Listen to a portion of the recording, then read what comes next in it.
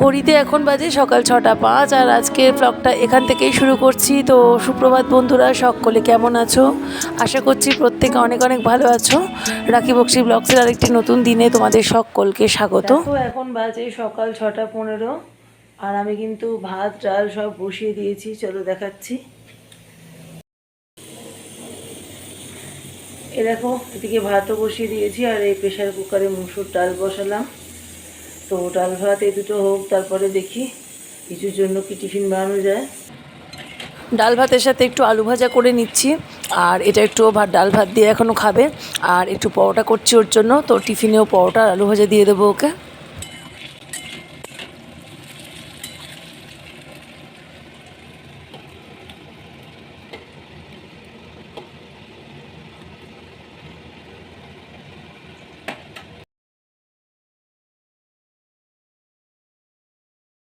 ওঠ ওঠ, দেখো সবাই দেখো, স্কুল যাবে নাকি ঘুমাচ্ছে এখন। বললাম বাংলাটা রিভিশন কর, কিচ্ছু রিভিশন করছে না, শুধু ঘুমাচ্ছে। এই উঠে পড় বেবি, বেবি উঠে পড়, আসুন। এবার কিন্তু লেট হয়ে যাবে। দম দিচ্ছে না। কি দিচ্ছে না দম? ওঠ ভাই ওঠ। সৌম্য স্কুলে বেরিয়ে গেল, আর ওয়েদারের কি অবস্থা দেখো, পুরো আকাশ মেঘ করে আছে। মনে হচ্ছে 5-10 মিনিটের মধ্যেই বৃষ্টি নামবে। তো সৌম্য স্কুলে বেরিয়ে যাওয়ার পরে নিচে নামলাম, এই সব বিছনাপত্র গোছালাম। এই যে বড় ঘরের সব বিছনা হয়ে গেছে, আর এরপর রিজুর ঘরটাও গোছালাম, রিজুর ঘরও সব হয়ে গেছে। তো এগুলো তোমাদের একবার দেখিয়ে দিলাম। তো চলো এখন চলে যাচ্ছি ওপরে। এখন ওপরে চলে এসেছি আর জানলা দরজাগুলো খুলে দিচ্ছি। সকালবেলা যখন উঠেছিলাম তখন তো এই জানলা দরজাগুলো সব খুলেই দিয়েছিলাম, তো যখন রান্না টান্না করছিলাম। তো তারপরে আমি নিচে নামলাম, ফ্রেশ হলাম, তারপর তোমার ওই দুটো ঘর গোছালাম। তো তাই জন্য যখন আমি নিচে থাকি তখন কিন্তু ওপরের জানলা দরজাগুলো সবসময় বন্ধ করে দিয়ে তবেই নামি। কারণ হচ্ছে এখন তো বৃষ্টি পড়ছে যখন তখন, তো বৃষ্টির ছাঁট কিন্তু এই জানলা দরজাগুলো দিয়ে প্রচণ্ড পরিমাণে ঢোকে, আর রান্নাঘরটা পুরো জলে একাকার হয়ে যায়, জানো তো। তো এর জন্য আমি যখনই ওপরে থাকি না, যখন নিচে নামি কোনো কারণে, তখন কিন্তু এই জানলা টানলাগুলো দিয়ে নামি। চাটা একটু শান্তি করে বসে খেলাম, তারপরে বাসন মাজতে চলে এসেছি। দু একটা অল্প বাসনই রয়েছে সিঙ্কে, তো সেগুলো সব মেজে নেব। আর আজকে বেশিরভাগ বাসনই কাজের দিদিকে মাজতে দিয়ে দিয়েছি, কারণ ওর আজকে বাসন একদমই কম রয়েছে, ওই জন্য সব দিয়ে দিলাম। কারণ এখন আমার অনেকগুলো বাসন মাজতে গেলে আবার সৌম্যকে আনতে যাওয়ার দেরি হয়ে যাবে। আর সকালবেলা তো মুসুর ডাল করেছিলাম, তো মুসুর ডাল সবার জন্যই একবারে করে নিয়েছি, আর ভাতটা করেছিলাম রিজুর মতো। এখন আমাদের জন্য আবার ভাত বসাবো। তো চলো, সব বাসনগুলো মাজা হয়ে গেছে, আর এখন চটপট ধুয়ে নেব। আর আজকে ডাল ভাত করেছি, আর বাড়িতে একটাও আলু নেই, তো বরকে বললাম আলুটা নিয়ে আসতে। আলুটা আনলে তারপরে আলুটা সেদ্ধ করে মাখবো। আর অনেকগুলো কাঁঠাল বীজ পড়ে রয়েছে, আমার অনেক দিন ধরে জমানো রয়েছে, তো সেগুলো আজকে ভাবছি একটু ভাজা করব। অনেক দিন ধরেই করব ভাবছি, কিন্তু হয়ে উঠছে না। তো আজকে ভাবলাম যে ডাল ভাত তো হয়ে গেছে, আর অন্য কোনো রান্নাও আজকে করব না, ওই কাঁঠাল বীজগুলোই আজকে ভাজবো। তো একটু শাক থাকলে এই চচ্চড়ি দিয়ে, শাকের চচ্চড়ি দিয়ে কাঁঠাল বীজ খেতে ভালো লাগে, কিন্তু আমাদের বাড়িতে আবার কাঁঠাল বীজটা সিদ্ধ করে ভাজা খেতেই সবাই বেশি ভালোবাসে। তো ওই জন্য কাঁঠাল বীজগুলো ছাড়িয়ে নেব, তারপরে প্রেসারে সিদ্ধ করে তারপর ভাজা করব। তো তার আগে আমি বিছনাপত্র সব ঝেড়ে ঘরটাও এখন ভালো করে ঝাড় দিয়ে নিচ্ছি। আর তোমরা যারা এই মুহূর্তে আমার ব্লগটা দেখছো, প্লিজ একটা লাইক করে দিও। আর আমার ব্লগের কোনো অংশ যদি তোমাদের পছন্দ হয় তো কমেন্ট করে অবশ্যই জানিও। আর অতি অবশ্যই কিন্তু চ্যানেলটাকে সাবস্ক্রাইব করে আমার পাশে থেকো।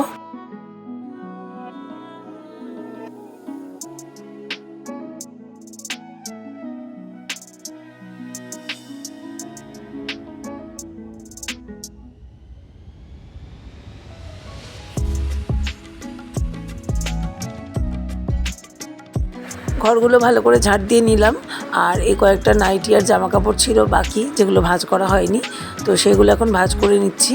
এই যে এদিকে দেখতে পাচ্ছ দুটো শাড়ি কেচেছিলাম, তো শাড়ি দুটো এখন ভাঁজ করব, আর এর সাথে আছে দুটো নাইটি। আর বাদ বাকি সব যা ছিল সবই ভাঁজ করে ফেলেছি, এই 2-4টেই বাকি ছিল, তো এটাও করে নিচ্ছি এখন।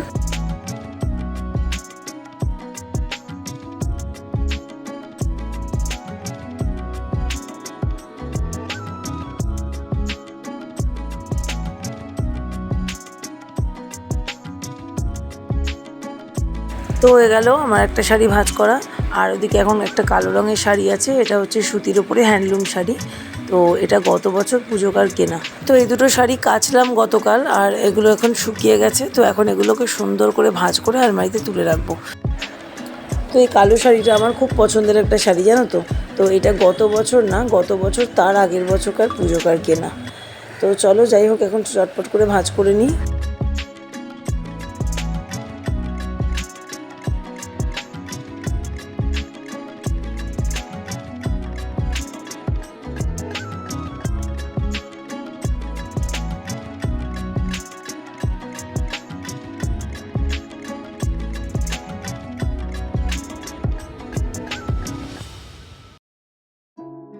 আর এখানে ওয়ার্ড্রোবে আগেকার 3টে শাড়ি ছিল, ওই 3টে শাড়িও ভালো করে কেচে তারপরে ভাঁজ করে তুলে রেখেছিলাম।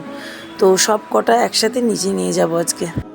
ও শাড়িগুলো সব ভাঁজ করলাম, আর এই দুটো এখন ভাঁজ করলাম। আর তোমার এই যে এই 3টে শাড়ি, এগুলো আগেই সব কাঁচা, সব তোলা রয়েছে ভাঁজ করা।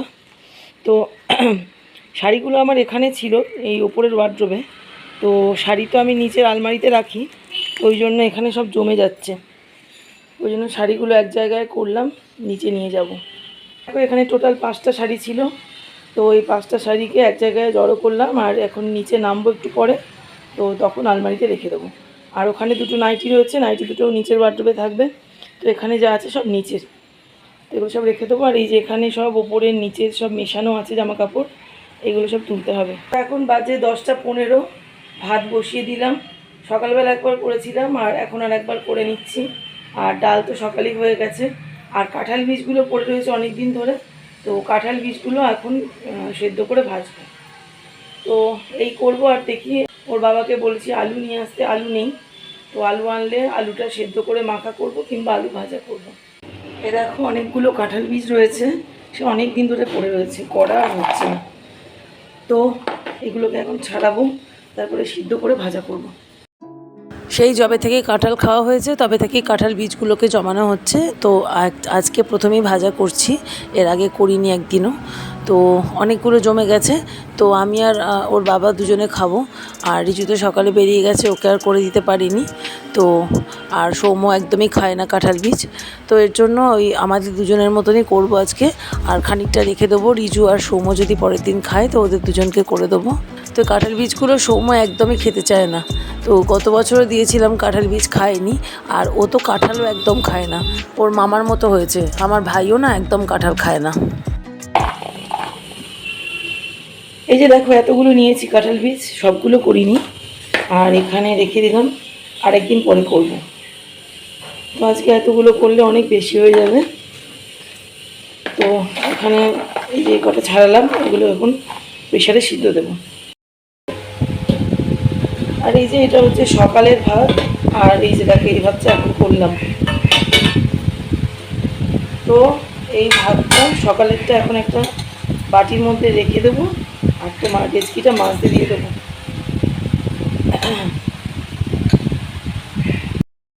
এই যে বাটিতে করে ঢেলে রেখে দিলাম, কারণ যখন দুপুরবেলা খাবো মাইক্রোতে একটু গরম করে নেবো ভাতটা, নাহলে একদম ঠান্ডা বিষ হয়ে থাকবে, ভালো লাগবে না।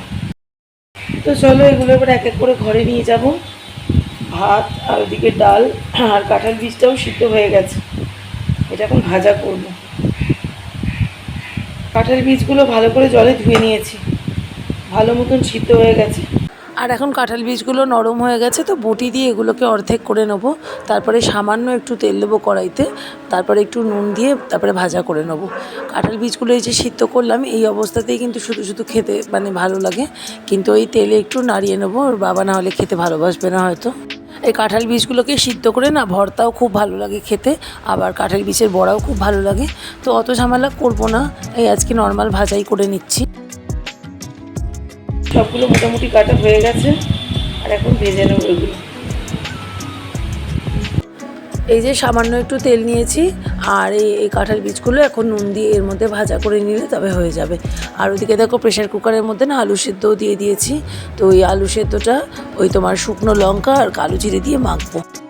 আর বড়িটা শেষ হয়ে গেছে, তো ওই জন্য বড়িটা আর দিয়ে মাখতে পারবো না আর কি আলু সেদ্ধটা।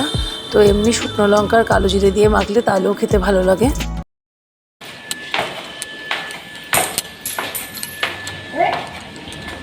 দেখো স্কুল থেকে বাড়ি নিয়ে এলাম ওকে। স্কুল থেকে বাড়ি নিয়ে এলাম, এখন আবার বায়না করছে পেন্সিল কিনতে যাবে, তো এখন আবার বেরোতে হচ্ছে। চল পেন্সিলের দোকানে যাই। আর এই যে দেখো সৌমকে নিয়ে বাড়ি চলে এসেছি, আর এখনই একটা পরোটা রেখেছিলাম, ওই যে রিজুর জন্য সকালে পরোটা করেছিলাম সেখান থেকে একটা পরোটা রেখেছি, আর এখন একটু আলু ভাজা করলাম। গরম দাদা। যে দেখো সৌমকে এখন একটু খেতে দিলাম হচ্ছে পরোটা আর আলু ভাজা। তো আলু ভাজা এই পরোটাটা তোমার সকালবেলা করেছিলাম, রিজুকে টিফিনে দিয়েছিলাম, তখন রেখেছিলাম সৌমর জন্য। আর আলু ভাজাটা করলাম এক্ষুনি এসে, এখন আমি ড্রেসও ছাড়িনি। আর এই দেখো এই পেন্সিলগুলো সব কিনে নিয়ে এসছে, এখন আমার সাথে বেরোলো পেন্সিল কিনে নিয়ে এসছে। সৌম আয়। তো এখন ওই পরোটা আলু ভাজাটা খাবে। তো সৌমকে এখন খেতে দিলাম, সৌম খাচ্ছে। আর আমি এসে এখনও ড্রেসও ছাড়িনি, এসে ওকে নিয়ে গেলাম পেনের দোকানে, ওখান থেকে পেন্সিল কিনলো। এসে তারপরে এখন বাজে 12টা, তো এখন এসে তোমার একটু আলু ভাজা করলাম, পরোটাটা খাচ্ছে এখন আলু ভাজা দিয়ে। আর রান্না তো আমার হয়েই গেছে। আর এখন ড্রেস ছাড়বো, তারপর সৌমকে স্নান করাবো, আর সৌমকে এখন একটু ফল খেতে দেবো। তো চলো সঙ্গে থাকো, দেখতে থাকো।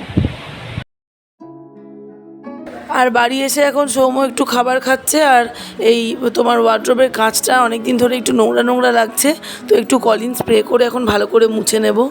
তো এখন এত কাজের চাপ বেড়ে গেছে, তো রেগুলার ফার্নিচার তো আমার মোছামুছি করা হয়ই না, আগে যেরকম মুছতাম কোয়ার্টারে থাকতে। আসলে এখন আবার রোজ দিন তো সৌম্যকে আনতে যেতে হয়, তো সবটা আমাকে সময়ের মধ্যে কমপ্লিট করতে হয় সকালের মধ্যে, তো ওই জন্য এই টুকটাক কাজগুলো আর করার সময় প্রত্যেক দিন হয় না। তো এখন সৌম্যকে নিয়ে নিচে যাব, আর ওকে স্নান করাবো, খাওয়াবো, তারপরে আমি স্নান করব।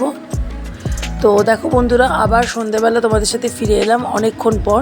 এখন বাজে এই রাত্রি তোমার 7:45টার কাছাকাছি, আর সৌম্যর আন্টি এলো এইমাত্র ওকে পড়াতে। তো সন্ধ্যাবেলায় তো তোমার ও দুধ বিস্কিট খেলো ঘুম থেকে উঠে, তো এই 5:30 নাগাদ ঘুম থেকে উঠেছিল, তারপরে 6টা 6:30টার সময় দুধ বিস্কিট খেলো। তো এখন আবার একটু খিদে পেয়ে গেছে বলছিল, তো আবার একটু চিড়ে ভাজা করে দিলাম 7:30 পৌনে 8টায়। তো এইটা খেয়ে এক্ষুনি মানে খাওয়া কমপ্লিট করলো, আর এক্ষুনি এসছে ওর আন্টি।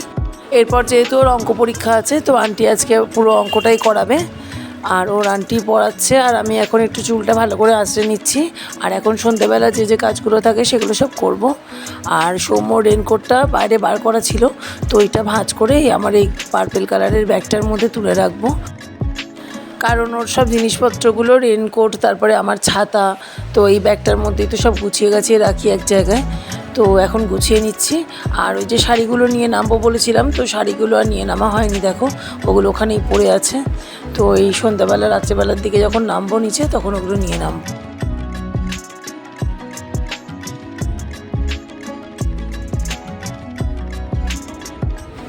আর এখন বিছনাটা ভালো করে ঝেড়ে নিচ্ছি। তো এই বিছনাটা যে দিনের মধ্যে কতবার ঝাড়ি তার কোনো ঠিক নেই, অনেকবার ঝাড়তে লাগে। তো এখন বিছনাটা আর একবার ছেড়ে নেবো, কারণ এখন ঘরটা ঝাড় দেবো। তো এর আগে কিন্তু আমার চা খাওয়া হয়ে গেছে, সৌম্য যখন দুধ বিস্কিট খেলো তখনই আমি চা খেয়ে নিয়েছি 6:30 পৌনে 7টার সময়। তো দেখো এই এখন সোফাটাও ছেড়ে নেবো, এই যে চিড়ে ভাজার বাটিটা এখানটা ফেলে রেখে চলে গেছে।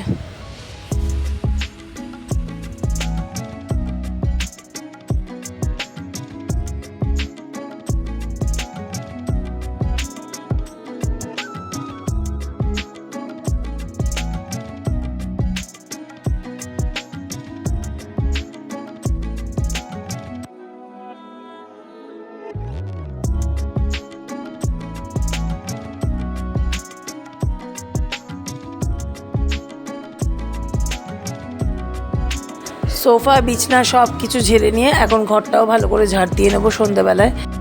আর তারপর রাতে রান্নাও আছে, আজকে আবার ভাবছি একটু পরোটা করে দেবো 2 ছেলেকে, ওই দুটো করে সবার জন্য করব। তো ওই টোটাল 8-10টা পরোটা করব, আর একটু আলুর তরকারি করব।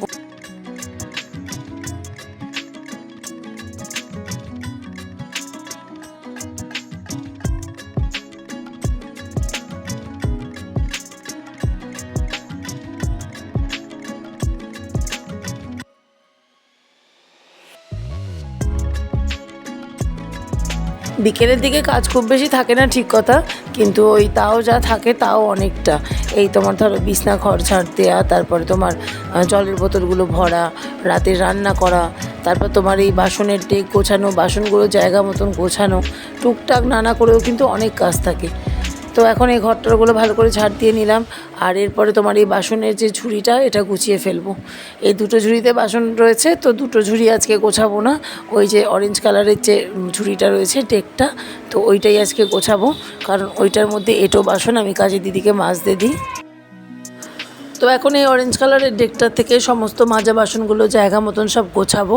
তারপরে যা সিঙ্কে এঁটো বাসন আছে সেগুলো সব এই ডেকটার মধ্যে ভরে তারপরে বাইরে রেখে দেবো ডেকটা।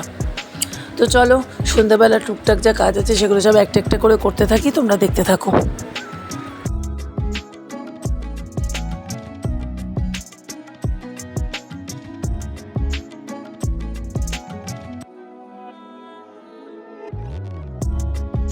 সব বাসনগুলো সরিয়ে রাখলাম, আর এগুলো এখন সব জায়গা মতন গোছাতে হবে।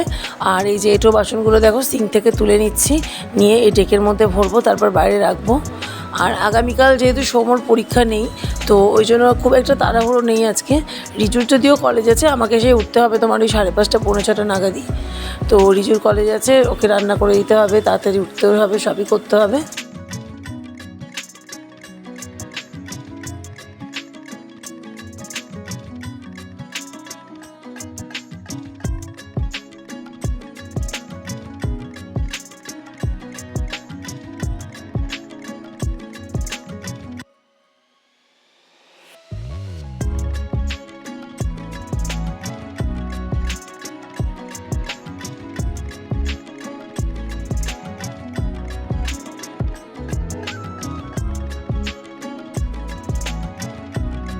দেখো বন্ধুরা, এখন বাজে রাত 9টা।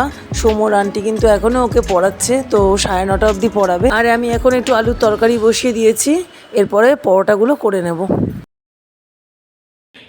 তো বন্ধুরা দেখো, এখন বাজে রাত 10:30, আর এই দেখো ডিনার হয়ে গেছে। এই যে এখানে রয়েছে আলুর তরকারি। তো দেখো এই যে আলুর তরকারি হয়ে গেছে, আর এই যে পরোটা। আর এর সাথে ব্লগটা এখানেই শেষ করলাম। সবাই ভালো থেকো।